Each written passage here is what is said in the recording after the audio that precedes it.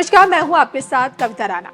घर जाने की खुशी अलग ही होती है क्योंकि घर जैसी जगह कहीं नहीं मिलती। अपने सपनों का आशियाना देखिए हर इंसान बुनता है क्योंकि घर एक मंदिर के समान होता है और इसी मंदिर की चौखट पर माँ लक्ष्मी का वास होता है। घर की दहलीज जिसे पार करके ही घर में प्रवेश किया जाता है। शास्त्रों में देखिए इसकी अहमियत का बखान मिलता है। शास्त्र अनुसार घर की दहलीज को माँ लक्ष्मी से जोड़कर देखा गया है। माना यह जाता है कि माँ हमेशा प्रवेश द्वार से ही घर में प्रवेश करती है और ऐसे में अगर घर में चौखट नहीं तो वे प्रवेश नहीं कर पाती।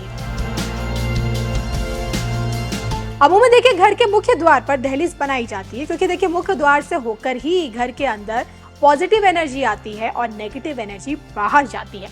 अब अगर देखिए आपके मन में ये सवाल उठता है कि आखिर घर की चौखट कैसे बनवानी चाहिए ताकि जिंदगी में खुशहाली और बरकत हमेशा बनी रहे, इसके लिए मुख्य द्वार की चौखट हमेशा लकड़ी की बनवानी चाहिए। ऐसा माना जाता है कि लकड़ी बाहर से आने वाली नेगेटिव वाइब्स को रोकती है और घर में सिर्फ पॉजिटिव एनर्जी को ही जाने देती है। अब देखिए ना, वास्तु के लिहाज से भी लकड़ी को सबसे ज्यादा शुभ माना गया है। अमूमन देखिए हम घर की चौखट पर जाने अनजाने में कुछ ऐसे कार्य करते हैं जिनका पूरा परिणाम हमें बाद में भुगतना पड़ता है। कई बार आपने देखा होगा या सुना होगा कि घर के बड़े बुजुर्ग घर के दहलीज पर बैठकर नाखून काटने या भोजन करने से साफ मना करते हैं। इसके पीछे देखिए माना ही जाता है कि ऐसा करने से घर में दरिद्रता का वास होता है और वास्तु दोष भी उत्पन्न होने लगता है, जिससे घर के लोगों की सेहत और आर्थिक स्थिति पर भी गलत असर पड़ता है। और इतना ही नहीं, आने वाले लोग घर की चौखट के बाहर जूते चप्पल उतारते हैं जो कि गलत है। माना जाता है कि इससे माँ लक्ष्मी नाराज होती है और क्योंकि घर की चौखट या दहलीज से ही माँ लक्ष्मी घर में प्रवेश करती है, इस कारण चौखट के आसपास देखिए स्वच्छता का सबसे ज्यादा ध्यान दिया जाता है। वास्तुशास्त्र अनुसार चौखट को लेकर कुछ नियम बताए गए हैं। आइए पॉइंट टू पॉइंट आपको समझाते हैं। पहला पॉइंट ये है कि वास्तुशास्त्र के अनुसार दहलीज या चौखट कभी भी टूटी फूटी या फिर खंडित बिल्कुल नहीं होनी चाहिए। इसकी तुरंत ही मरम्मत करवा लेनी चाहिए।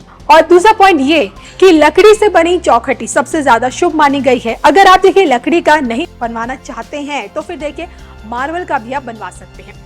रसोई में चौखट बनवाने से माँ अन्नपूर्णा की कृपा व्यक्ति पर हमेशा बनी रहती है और जिस घर की रसोई में देखिए चौखट होती है उस घर में कभी भी धन धान्य की कमी नहीं होती। घर के मुख्य द्वार की चौखट में नकारात्मकता को प्रवेश नहीं करने देती है और इसी चौखट में देखिए राहु एवं केतु के दुष्प्रभावों को रोकने की भी एक अद्भुत क्षमता होती है। अगर घर में ग्रहों का दुष्प्रभाव बढ़ रहा है तो देखिए घर की चौखट दब जाती है। यही जी हाँ, यदि घर के किसी सदस्य पर कोई आपदा आने वाली है तो देखिए घर की चौखट पर दरारें भी पड़ने लग जाती है। अगर आप देखिए घर के हर द्वार में चौखट नहीं बनवाना चाहते तो देखिए मुख्य द्वार और किचन में जरूर बनवाइए।